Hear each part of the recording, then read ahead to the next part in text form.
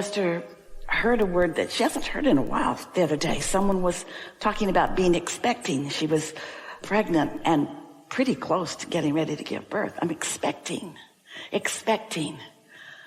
What a good word that is, expecting. Because the rockets had been launched.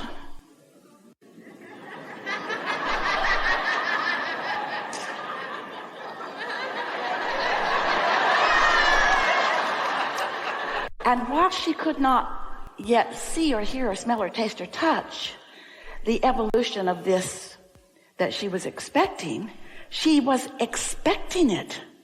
She didn't need to see it and hear it and smell it and taste it, touch it in order to expect it. To expect it. And that's what we want to talk to you about. What are you expecting? What are you expecting? Because what you're expecting is what you're thinking, and what you're thinking is how you're feeling, and how you're feeling is what you're getting. It's what you're getting. And so what we just told you is really all that you'll ever need to know, and actually all that we do know. Because you're here just exploring the infinite avenues of the way that plays out for you over and over and over again. Your life helps you to choose, and you get to choose, and what you choose is important. And the non-physical counterpart of you, which we've been calling your inner being, it's your Abraham, it's all of us, it's source energy, is advocating constantly for what you have asked for. But if you're an advocator by your attention to it, if you are an advocator, meaning attractor of the opposite of what you want, then no one, even your inner being, not source, no one can interfere with your point of attraction and give you something different than what you are asking for. Talk about free will. Talk about fair play. Talk about everybody getting what they want.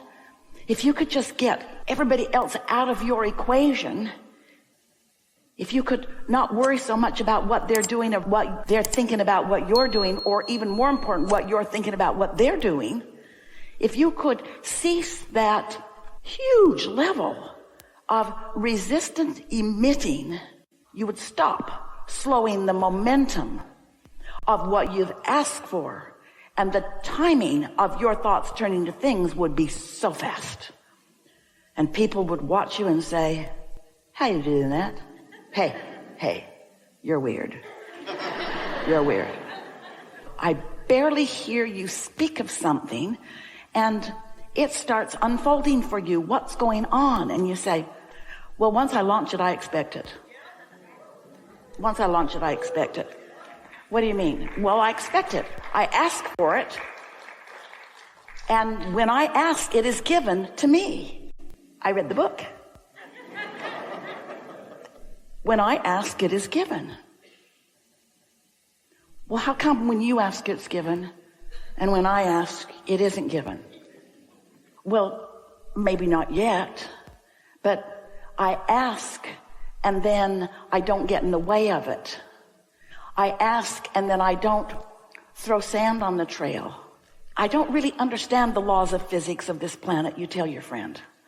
But I do know that there is a momentum that if I don't get in the way of it, it increases and increases and increases and increases and increases until it becomes so powerful that whatever it is that I have focused comes into being. And they said, 10 minutes ago I told you we were weird, and now I'm certain that you are. And you say, I accept that. I accept that. I'm not like most people. I'm not like most people because I ask. I wasn't always like this, you can tell them. I was like most people. I wanted things, and when I didn't have them, I was upset. But that didn't work out for me. It seemed like the more I felt needy or victim or poor or confused or lonely, it just hung on and hung on and hung on. It's like Groundhog Day over and over and over again. I just kept living the same absence of what I wanted. And then I got hold of a piece of clarity, and I came to realize that how I feel is how I feel, and I can't change it instantaneously, but I can change it. How I feel is how I feel. And I started noticing that how I feel is what I'm getting. I'm driving to work every day. And when I'm ornery, it's a miserable drive. Nobody's nice to me. Nobody lets me in. People splash mud on my car. The lights are not on and off, red and green in my favor. But when I'm feeling better, things just go better. And when you start connecting the dots that how you feel is how you feel, and that's okay. But how you feel is what you get. When you connect those dots and then you say, okay, I'll play your silly game, Abraham. I'll work on adjusting how I feel, but I don't really get it, because how do you look at something totally not wanted and feel good about it? We're not asking you to do that. We're just asking you to be a better selective sifter at what you give your attention to. Choose more of the things that do feel good. Well, that seems lazy. Well, focus isn't lazy. Focus is mastery.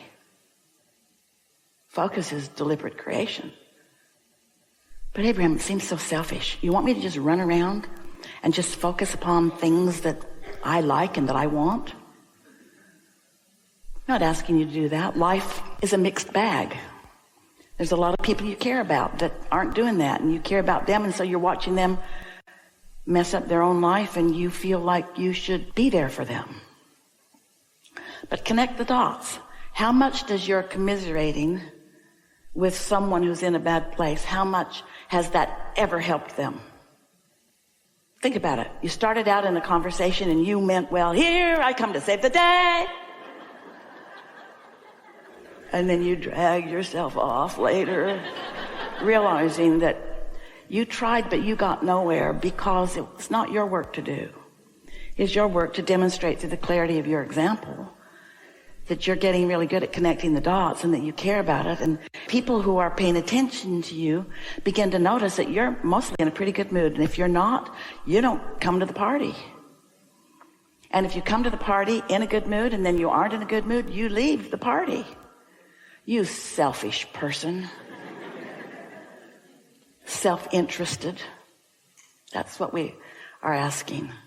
People say to us, Abraham, we think you teach selfishness. And we say we do, for sure. Because you can't see other than through the perspective of self. And when the self that is your human self hooks up with the self that is your non-physical source energy, inner being self, there is a synergy, isn't the right word, but it's the best one Esther can find because she doesn't have any scientific vocabulary. There is a connection between this vibration of you and this vibration of your inner being that is huge in its attraction power. And that's what we call non-resistant state of being. That's what we call the art of allowing. That's what we call step 3 of the equation. Step 1, you ask. Life causes you to do that. Step 2 is source answers. Your inner being focuses on what you've asked for, and the law of attraction gathers the cooperative components to what your inner being is focused upon. And your inner being never looks back at why you're asking or where you are in relationship to what you want. Your inner being always stays focused in a non-resistant way on what you want. And when you do step 3, which is the same thing, expecting good outcomes, then you start getting them. And when you stand as that example in the world where, sure, you have some bad days, but you don't stay in them and you don't wallow in them and you don't try to explain them to everybody and you don't blame everybody else for them. And you don't stand in regret and you don't criticize and you don't whimper and whine and you don't give up all of your power, which is connecting to your inner being. You don't calibrate to other humans and try to find the group that will complain the most with you and join that group because it feels somehow comforting to be with the other miserable ones.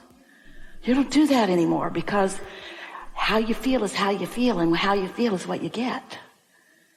So somewhere along here you start deciding, I think I'm going to join the happier group. And what you find out is quite a bit of the time that group is just you and you. You and you.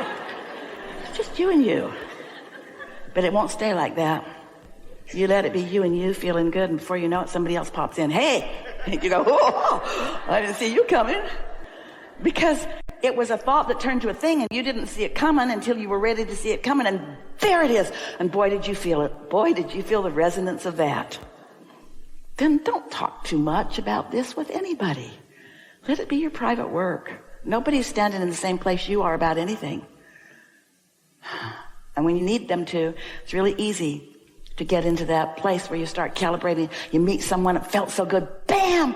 Universe, thank you, thank you, thank you. What'd you say? You're like, what? I'm sorry, we can no longer be friends. Even though there's so much about that person that's completely resonant with you, you want that person to be defiant of this absolute. Every particle of the universe contains wanted and unwanted. What you want, an absence of it. Don't ask it to change. That's true laziness. Instead, be selfish enough to want to feel good and find a way to feel good no matter what anybody else is doing.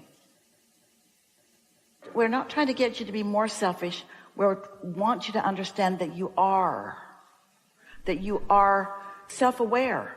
You only have the vantage point from your perspective. But when we say we want you to be self-aware and selfish, we mean we want you to blend yourselves, the physical you and the non-physical you. We've been talking about how every thought that you think, you still have access to. It's like you have a bag of marbles, and every thought you've ever thought is in it. It's a really big bag, and they're really little marbles. Everything. But not all of them are active. You're not feeling around all of them.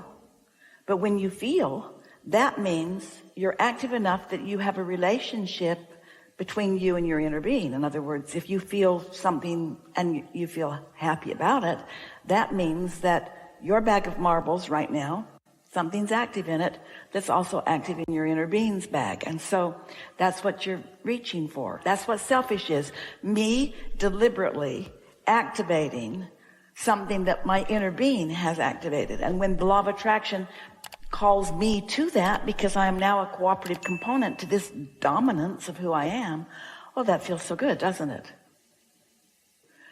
Emotions are indicators. You could also call emotions manifestations. Your emotions are your first see it, hear it, smell it, taste it, touch it manifestation of alignment or discord. So when you feel an emotion, it's giving you important information. What we mean is you cannot ever really cut yourself off from your inner being. When you feel negative emotion, you've pinched yourself off pretty good, but you're not ever going to separate. Here in this physical body, you could get feeling terrible, and it could get so bad that you just couldn't stay in your physical body anymore, and all of a sudden you'll be in full alignment with no resistance. You can't get away from your inner being. But when you're suffering, you're making a pretty good case to vibrate in a place that your inner being isn't, which is usually because you've been observing physical stuff and trying to follow physical formats that other people have assigned to you without tuning into you. The more somebody is suffering, the more they encourage others to suffer. And the more someone is loving, the more they encourage others to love. The more someone is having fun, the more they encourage somebody else to have fun. In other words, you don't encourage anything that you're not offering vibrationally. But all of that's neither here nor there. In other words, we don't mean for a minute that there's right and wrong going on there. We're wanting you to understand that you can be an observer of things, or you can be an awarenesser of things.